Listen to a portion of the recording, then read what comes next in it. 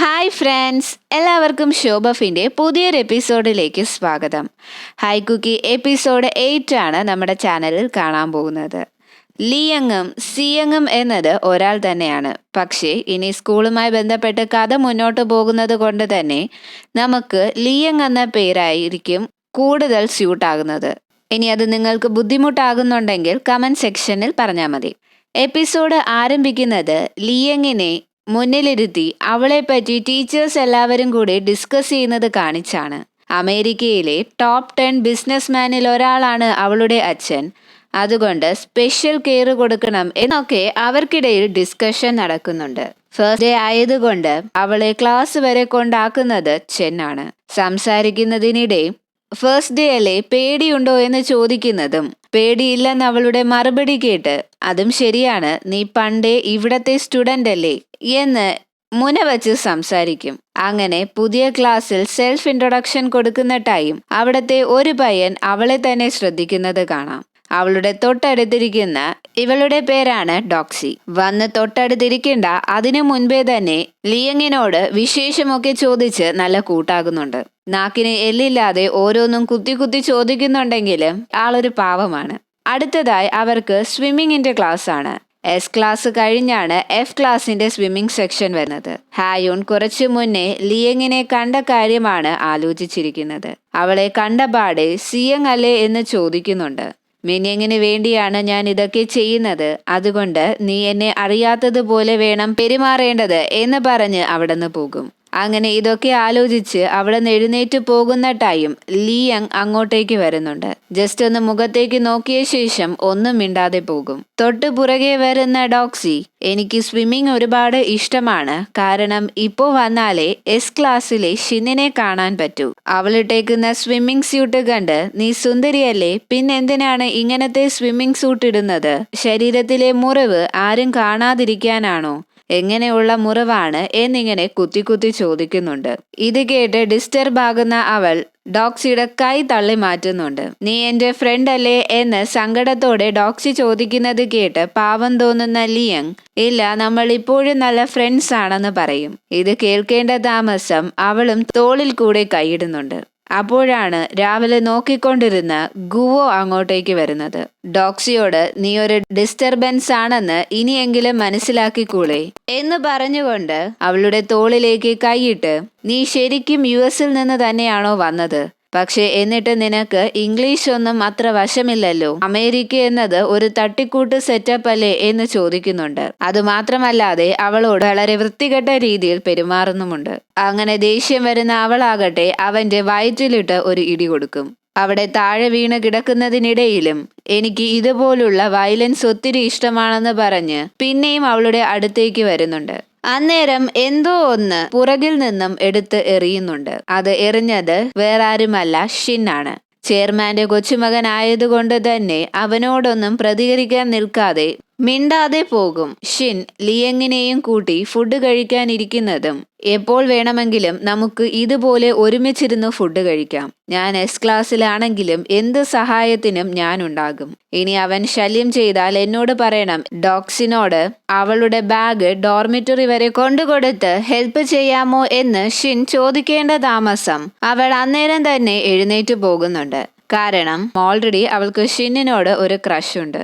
അതുകൊണ്ട് തന്നെ അവൻ എന്ത് പറഞ്ഞാലും ചെയ്യാൻ റെഡി ആയിരിക്കുകയാണ്. അങ്ങനെ അവൾ അവിടെ നിന്ന് എഴുന്നേറ്റ് പോകുന്നതും പെട്ടി വയ്ക്കാൻ റൂം നമ്പർ പറഞ്ഞു കൊടുക്ക് സിയങ് എന്ന് പറയുന്നത് കേട്ട് അവളൊന്ന് ഞെട്ടുന്നുണ്ട്. എനിക്ക് എല്ലാം അറിയാം, നീ മിനിയങ്ങിന്റെ ചേച്ചിയല്ലേ. ഞാനും അവളും ഒരു ക്ലാസ്സിലാണ് പഠിച്ചിരുന്നത്. ഞാനും അവളും ഒരുമിച്ചാണ് വർക്ക് ചെയ്തിരുന്നത്. ഇനി നമുക്കൊരുമിച്ച് വർക്ക് ചെയ്യാം എന്ന് ഷിൻ പറയുന്നത് കാണിച്ച് കട്ട് ചെയ്താൽ ഇവിടെ പുതിയ റൂമിൽ ലഗേജുമായി എത്തുന്ന ടൈമാണ് ഡോക്സി ഇത് നേരത്തെ ഇവിടെ പഠിച്ചിരുന്ന മിനിയങ് എന്ന കുട്ടിയുടെ മുറിയാണെന്ന കാര്യം പറയുന്നത്. ആ കുട്ടിയുടെ മുഖത്ത് വലിയ ഒരു മുറിപ്പാടുണ്ടായിരുന്നു. അതുകൊണ്ട് തന്നെ എല്ലാവർക്കും അവളെ പേടിയാണ്. നന്നായി പഠിക്കുമെന്നൊക്കെ പറഞ്ഞിട്ട് കാര്യമില്ല. എല്ലാവരും അവളെ ഒറ്റപ്പെടുത്തുകയും കളിയാക്കുകയും ചെയ്യും. പക്ഷേ ഹായൂൺ എന്ന ഒരു പയ്യൻ മാത്രമാണ് അവളോട് സ്നേഹത്തോടെ സംസാരിച്ചിട്ടുള്ളത്. ഇതൊക്കെ കേട്ട് ലിയങ്ങിന്റെ ഫേസ് ഒന്ന് ഡള്ളാകുന്നുണ്ട്. നീ റൂമിലേക്ക് പൊക്കോ, എനിക്ക് ലഗേജ് ഒതുക്കി വെക്കണം എന്ന് പറയുന്നതും നമ്മൾ ഫ്രണ്ട്സ് അല്ലേ, എനിക്കും നിന്നെ ഹെൽപ്പ് ചെയ്യണം, അവളെ പറഞ്ഞു വിടാനായി മാക്സിമം ശ്രമിക്കുന്നുണ്ടെങ്കിലും പോകാതെ അവിടെ നിൽക്കുന്നത് കൊണ്ട് അവസാനം വേറെ വഴിയില്ലാതെ ഡ്രസ്സ് അറേഞ്ച് ചെയ്ത് വയ്ക്കാനായി അവളെ കൂടെ കൂട്ടുന്നുണ്ട്. അന്നേരം അവൾ ലിയങ് അറിയാതെ അവളുടെ കുറച്ച് അണ്ടർവിയർ എടുത്ത് ഇട്ടേക്കുന്ന കോട്ടിന്റെ അകത്ത് വെക്കുന്നത് കാണാം. അവിടെ നിന്ന് കട്ട് ചെയ്ത് ജോ ബഹളം വെക്കുന്നതാണ് കാണിക്കുന്നത്. സംഭവം മറ്റൊന്നുമല്ല, ജോയ്ക്ക് ഷിന്നിനെ ഒരുപാട് ഇഷ്ടമാണ്. പക്ഷേ ഷിൻ ഹായൂണിന് കുറച്ച് കാശ് കൊടുത്ത് ജോയുടെ പുറകെ ഇഷ്ടം കാണിച്ച് നടക്കാൻ നിർബന്ധിച്ചത് കൊണ്ട് തന്നെ അവനും അതുപോലെ ചെയ്തു. ഈ കാര്യങ്ങളെല്ലാം അറിഞ്ഞ ദേഷ്യത്തിലാണ് അവൾ ഇരിക്കുന്നത്. ഇപ്പോ നീ എന്നെ ഇഷ്ടപ്പെടുന്നതിന്റെ അത്രയും അവൻ എന്നെ വെറുക്കുന്നുണ്ടല്ലേ, ബാസ്റ്റേഡ്, സ്റ്റുപ്പിഡ് എന്ന് കുറെ ചീത്ത വിളിച്ച ശേഷം അവനെ അല്ല നിന്നെ തന്നെയാ ഉദ്ദേശിച്ചത്. എല്ലാവരും പറയുന്നത് ശരിയാണല്ലേ, അവൻ പറയുന്നത് പോലെ എല്ലാം ഇങ്ങനെ അനുസരിക്കാൻ നാണമില്ലേ, അവനാണോ നിന്റെ ഫീസ് അടയ്ക്കുന്നത് എന്ന് ചോദിക്കുന്നതും. അതെ, എന്റെ അമ്മയ്ക്ക് ക്യാൻസർ ആണ്, അച്ഛൻ കുറെ കടവും ഉണ്ടാക്കി വെച്ച് നാട് വിട്ടുപോയി, എന്റെ പഠനത്തിനും മറ്റു കാര്യങ്ങൾ കാശിന്റെ ആവശ്യമുണ്ട്, അതിന് ഇതൊക്കെ ചെയ്തു കൊടുത്തേ പറ്റൂ. ഇതൊക്കെ കേൾക്കുന്നതും ജോയുടെ ഫേസ് ഡള്ളാകുന്നത് കാണാം. അവിടെ നിന്ന് കട്ട് ചെയ്ത് ഡോക്സി അതെല്ലാം കൊണ്ടുവന്ന് ഗുവയെ ഏൽപ്പിക്കുന്നുണ്ട്. അവന്മാരെ പേടിച്ചിട്ടാണ് പറഞ്ഞതുപോലെ അവൾ അത് എടുത്തുകൊണ്ട് കൊടുക്കുന്നത്. അവന് ആ അണ്ടർവിയറിന്റെ അകത്ത് നിന്നും ഒരു ഹായ് കുക്കി കിട്ടുന്നുണ്ട്. നീ കഴിക്കുന്നതാണോടി എന്ന് അവളെ കുറെ കളിയാക്കും. ഇത് പട്ടി ബിസ്ക്കറ്റ് എങ്ങാനമാണോ, ഞാനിപ്പോ ഇതേറിയാം, നീ ഇത് പിടിക്കണം, ഇത് പിടിച്ചാൽ നിനക്ക് 1 മില്യൺ വോൺ തരാം എന്നൊക്കെ അവളെ കുറെ റാഗ് ചെയ്യുന്നുണ്ട്. ഗുവോ പട്ടികൾക്ക് ബിസ്ക്കറ്റ് എറിയുന്നത് പോലെ അവൾക്ക് എറിഞ്ഞു കൊടുക്കുന്നതും കറക്റ്റ് ടൈം ഹായൂൺ അങ്ങോട്ടേക്ക് വന്ന് അത് പിടിച്ച് അവളെ രക്ഷിക്കുന്നുണ്ട്. നീ ഇതിൽ ഇടപെടേണ്ട, ഷിൻ നിന്നെ പ്രൊട്ടക്റ്റ് ചെയ്യാനുണ്ട് എന്നതിന്റെ അഹങ്കാരമാണോ, നീ ഇന്ന് ഞങ്ങളുടെ കയ്യിൽ നിന്ന് വാങ്ങിക്കും എന്ന് പറയുന്നത് കാണിച്ച് കട്ട് ചെയ്താൽ ഇവിടെ സിയങ് സ്കൂളിലെ സ്റ്റുഡൻസിന്റെ ലിസ്റ്റ് നോക്കുന്നതായി കാണാം. അവിടെ നിന്ന് ബ്ലാക്ക് ഔട്ട് ചെയ്ത് ആന്റി അവൾക്ക് ഒരു ടാബ് കൊടുക്കും. അതിൽ സ്കൂളിലെ കുട്ടികളുടെയും പാരന്റ്സിന്റെ ഡീറ്റെയിൽസ് കൊടുത്തിട്ടുണ്ട്, അതുപോലെ അവരുടെ ഫിനാൻഷ്യൽ സ്റ്റാറ്റസും. അതിൽ റെഡ് മാർക്ക് ചെയ്തവരാണ് മിനിയങ്ങിന്റെ കസ്റ്റമേഴ്സ്. എപ്പോഴാണ് മിനിയങ്ങിന് ആന്റിഡോട്ട് കൊടുക്കുന്നതെന്ന് അവൾ ആന്റിയോട് ചോദിക്കുന്നതും ടോട്ടൽ സ്റ്റുഡൻസിൽ 10% പേരെയെങ്കിലും കസ്റ്റമേഴ്സ് ആക്കുന്നത് അപ്പോൾ തരാം, ഇപ്പോൾ 3% മാത്രമാണുള്ളത്, 7% കൂടി ഇൻക്രീസ് ചെയ്യിപ്പിക്കണം, കസ്റ്റമേഴ്സിനെ ചൂസ് ചെയ്യുമ്പോൾ നന്നായി ശ്രദ്ധിക്കണം, അല്ലെങ്കിൽ പണി കിട്ടാൻ ചാൻസ് ഉണ്ട്, ഇത് പുറത്തെങ്ങാനും അറിഞ്ഞാൽ അതും നീ തന്നെ ഡീൽ ചെയ്യണം, ഈ കുക്കി നിനക്കിരിക്കട്ടെ, ഈ ടാബിൽ നിനക്ക് പഠിക്കാനുള്ള പ്ലേസ്മെന്റ് എക്സാമിന്റെ ആൻസേഴ്സ് ഉണ്ട്, ഈ കുക്കി കഴിച്ചാൽ പഠിക്കുന്നതെല്ലാം ഓർമ്മ നിൽക്കും. ഇതൊക്കെ ഓർത്ത ശേഷം പെട്ടി അടുക്കി വെക്കുന്ന നേരത്താണ് അണ്ടർവിയർ മിസ്സിംഗ് ആയ കാര്യം അവൾ ശ്രദ്ധിക്കുന്നത്. അന്നേരം കരഞ്ഞുകൊണ്ട് ഡോക്സിയും അങ്ങോട്ടേക്ക് വരും. ഗുവോ എടുക്കാൻ പറഞ്ഞു വിട്ടത് കൊണ്ട് പേടിച്ചിട്ടാണ് അത് എടുത്തതെന്ന് സമ്മതിക്കും. ആ കുക്കി അതിലുള്ളത് കൊണ്ട് ലിയങ് അവളോട് ഒരുപാട് ദേഷ്യപ്പെടുന്നുണ്ട്. അതിൽ ആ കുക്കി ഉണ്ടായിരുന്നു എന്ന് ചോദിച്ച് വയലന്റ് ആകും. അന്നേരമാണ് അവൾ നടന്ന കാര്യങ്ങളെല്ലാം പറയുന്നത്. അവിടെ നിന്ന് കട്ട് ചെയ്ത് ഹായൂണിനെ എല്ലാവരും കൂടി ഇടിച്ച് ഇഞ്ച പരുവമാക്കുന്നുണ്ട്. അപ്പോഴാണ് ഞാൻ അണ്ടർവിയർ വിൽക്കാൻ റെഡിയാണ്, എത്ര തരും എന്ന് ചോദിച്ച് ലിയങ് അങ്ങോട്ടേക്ക് വരുന്നത്. നീ ഇട്ടേക്കുന്നത് ഊരി തന്നാൽ 3 മില്യൺ വോൺ വരെ തരാമെന്ന് പറയുന്നത് കേട്ട് അതിലും എക്സൈറ്റഡ് ആയ ഒരു കാര്യം ഞാൻ തരാം. അതിനു മുൻപ് ഇതൊന്ന് കണ്ടു നോക്ക്. കുറച്ചു മുൻപേ ഹായൂണിനെ ഉപദ്രവിക്കുന്ന വീഡിയോ ആയിരുന്നു അത്. നിന്റെ അച്ഛൻ ജഡ്ജല്ലേ, അമ്മ കോളേജ് പ്രൊഫസറും. അച്ഛൻ റിസൈൻ ചെയ്ത് പുതിയ ലോ ഫേം തുടങ്ങാൻ പോകുന്നെന്ന് കേട്ടു.